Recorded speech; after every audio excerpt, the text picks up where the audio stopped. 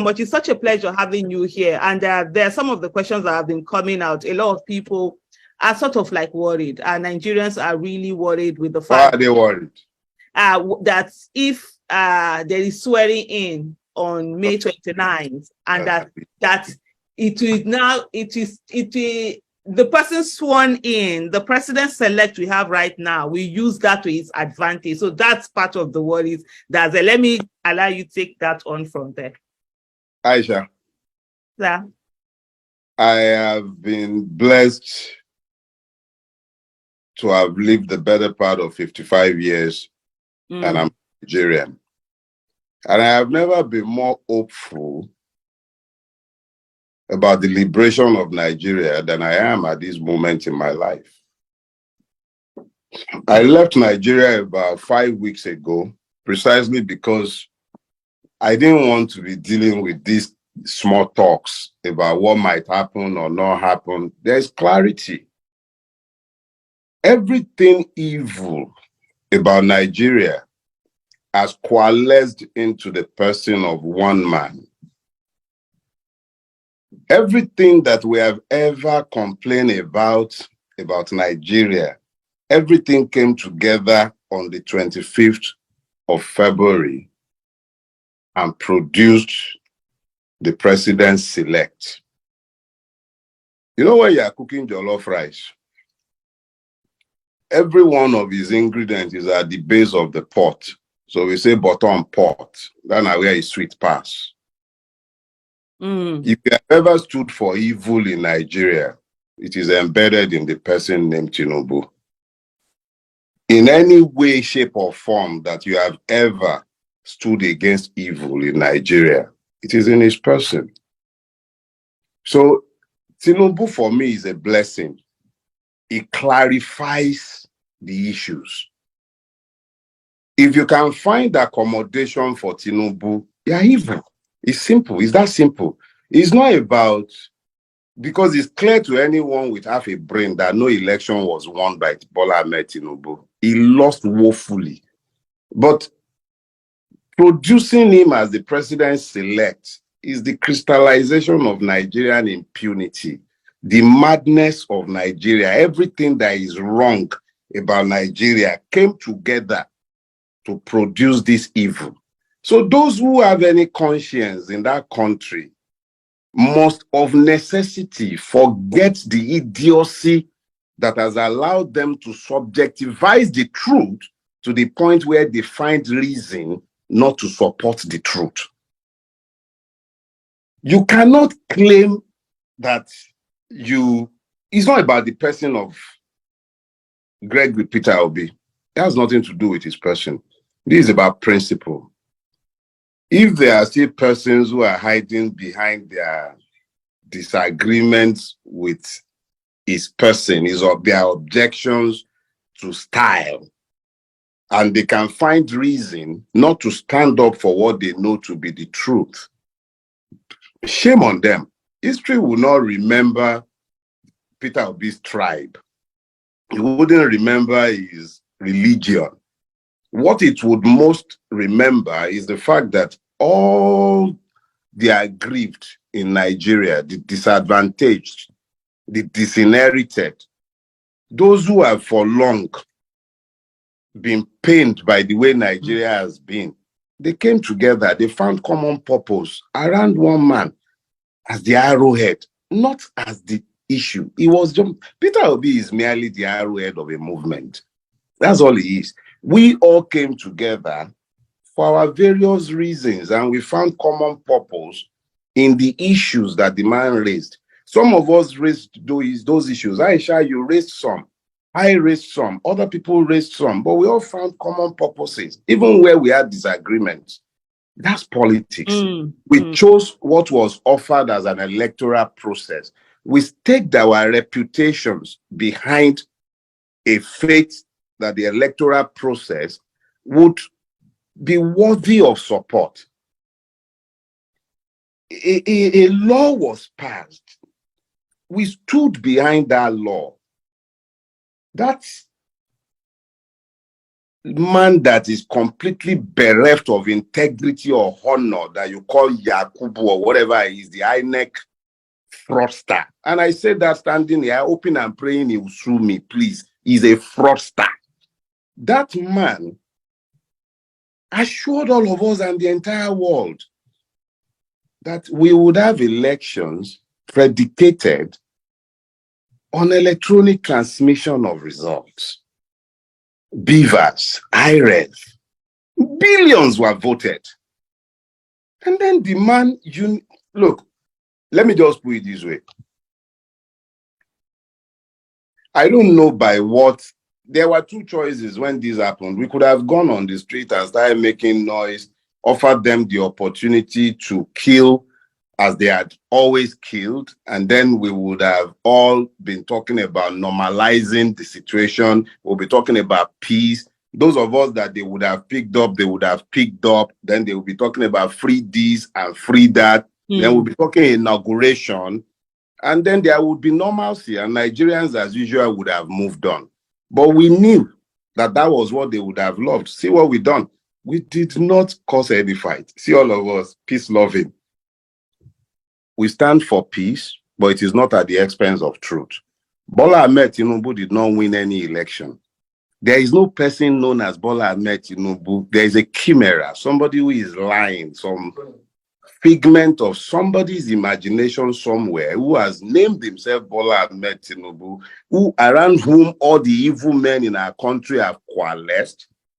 They are the ones who might believe that there is something they can win. They've won nothing.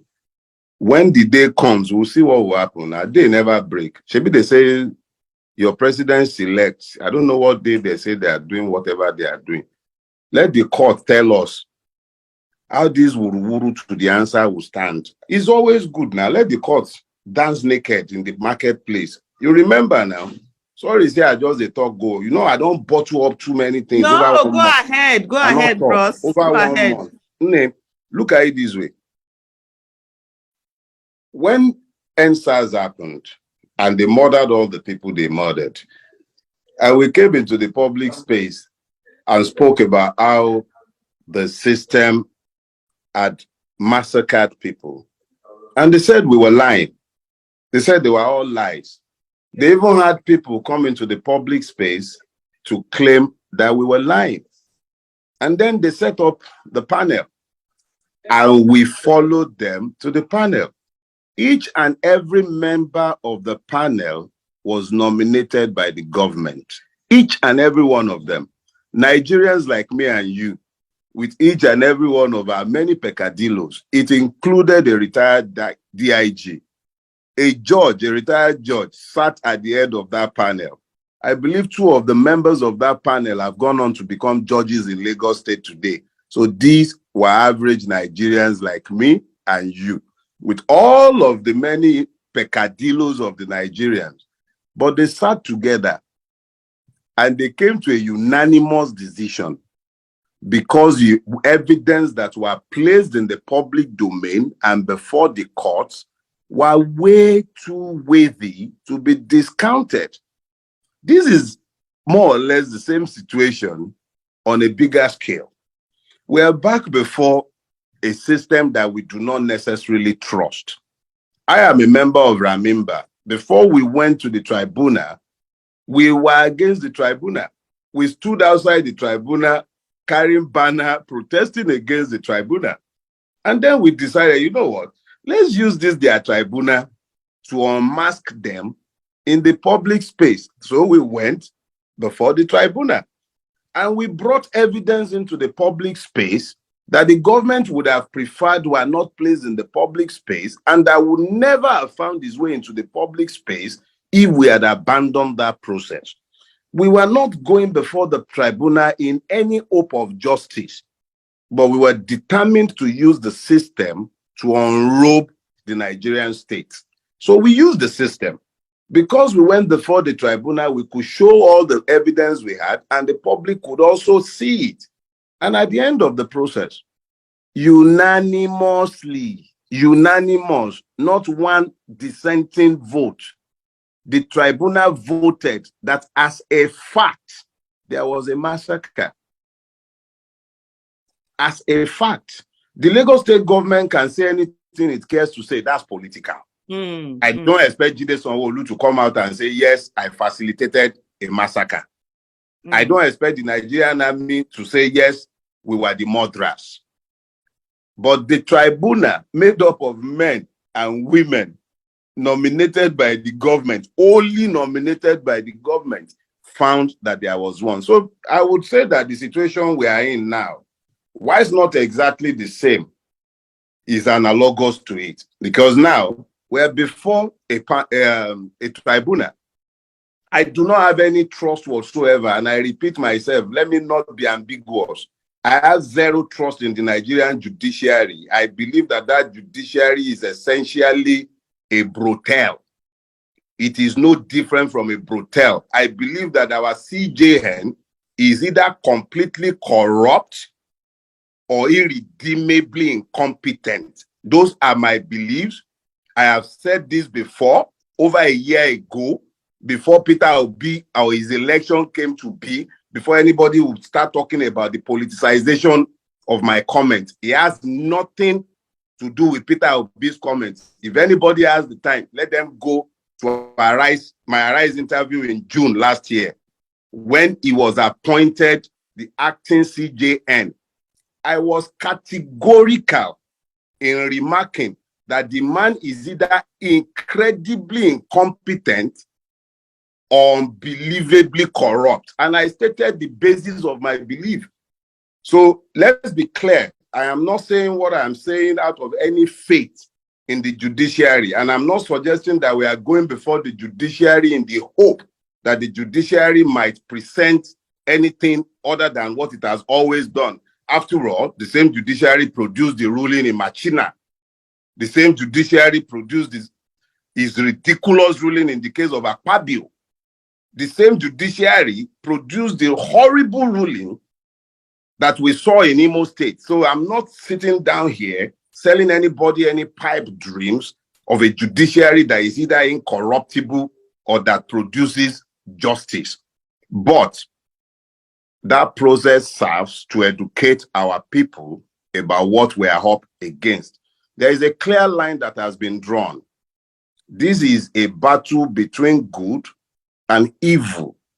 It is a battle between whether Nigeria is going to go into the future or whether it is locked into a cycle of self-destruction. Because I cannot for the life of me understand how any country that is desirous of going into the future can be yoked to the career criminal that they have produced as president-elect against the expressed will of the people. If he had won an election, that would be different. If he had won an election, it would simply mean that that is the ugliness and beauty of democracy. We would have had to accept it. But Bola Ahmed Tinubu, whatever his true name might be, did not win any election. He is attempting to steal one. And it is the duty of everybody who has a conscience and who is truly, truly desirous of a Nigeria worthy of being bequeathed to our children. We have a duty to oppose this. My very own brother, you know, I could listen to you for ages and just not even say anything because I'm just nodding. I'm like, you're speaking my mind. You know, you're just speaking. You know, I've been quiet for a while. So yes, yes. Even when I asked you to do this, you say you did give your reasons why and I'm so glad that you are here, because it's like when you keep saying the same thing again to people, they're coming, they begin to feel, oh, okay, what's this person trying to say? But hearing you also reinforce that, I hope a lot of people will see more of that. Like you rightly said, protest was not the way to go. Protest was what they had already planned and were waiting for what to do with. And they would have brought in everything.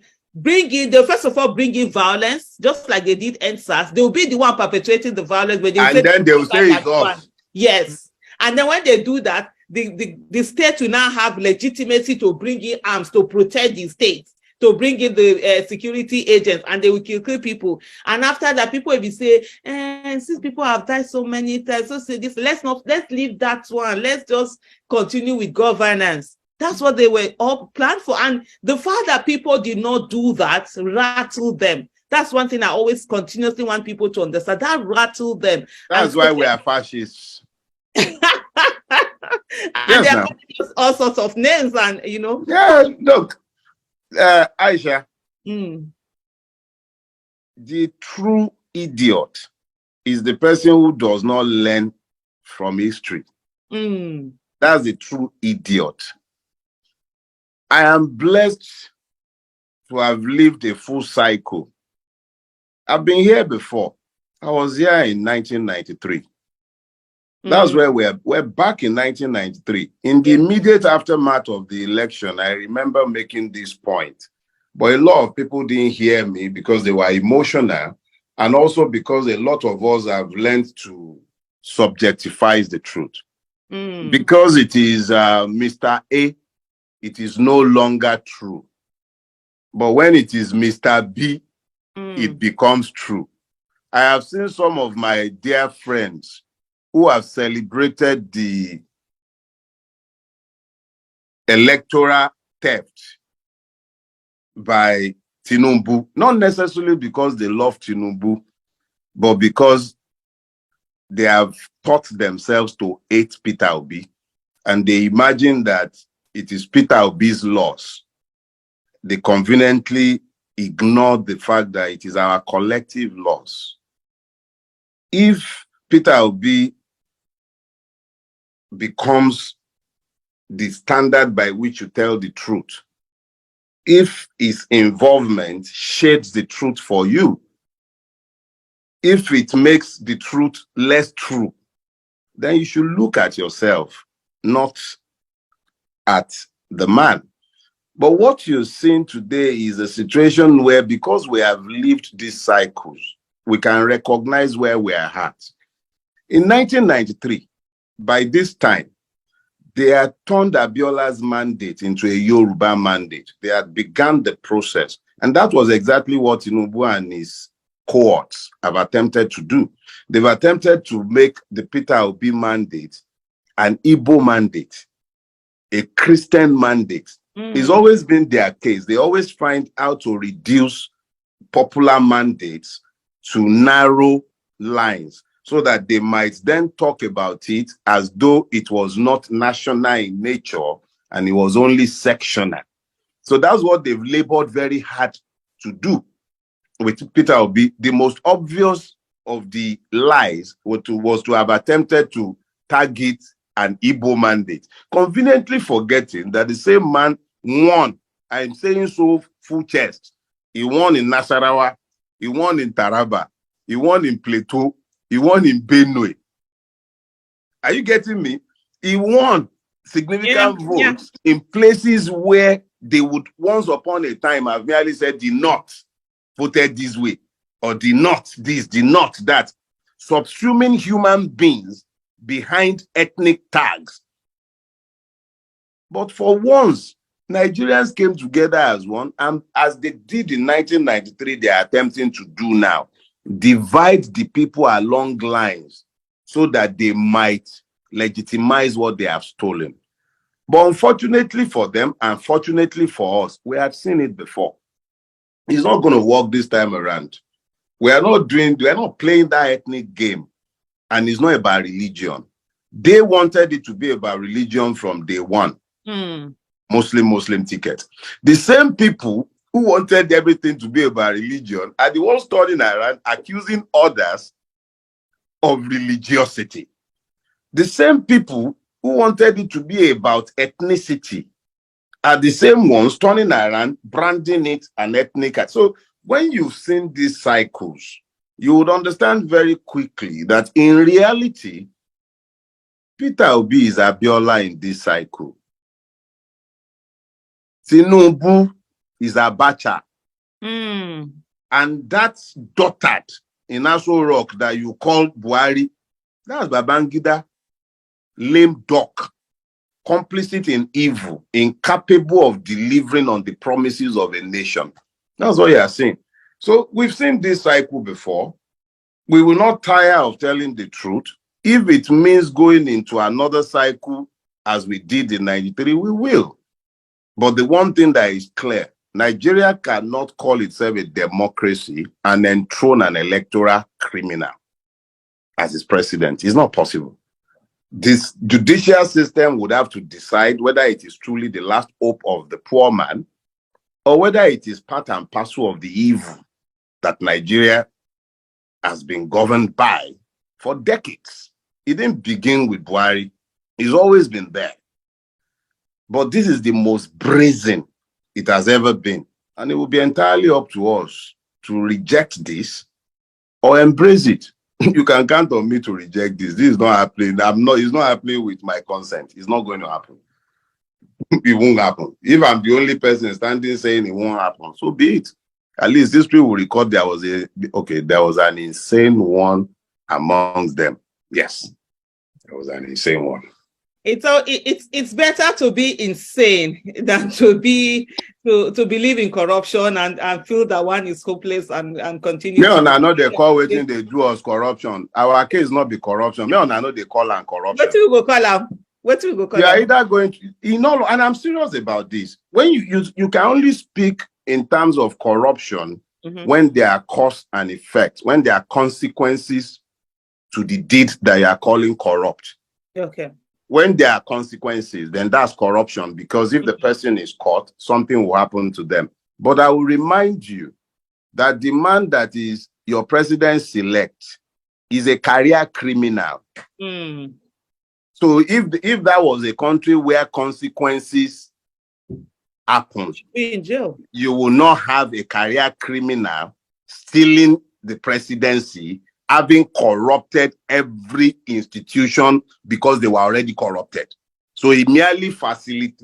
So, see, our case is not corruption. It is the reign of impunity. Impunity. If Ekweremadu had done what he did in Nigeria, what would have happened to him? They'll be abusing the people that are even asking for justice for the... Some people are already abusing those who think that Ekweremadu is deserving of his punishment. Yeah, and it's not just the government, it's the people themselves. So don't call it corruption. Our case is that we've become perverse, completely perverse. Once there is no purpose to genius, it becomes perverse. That's what we've become, perverse. Impunity governs us. Perversion have become our way. It is now that we need to decide whether it's full-blown or whether it's reversible. And we will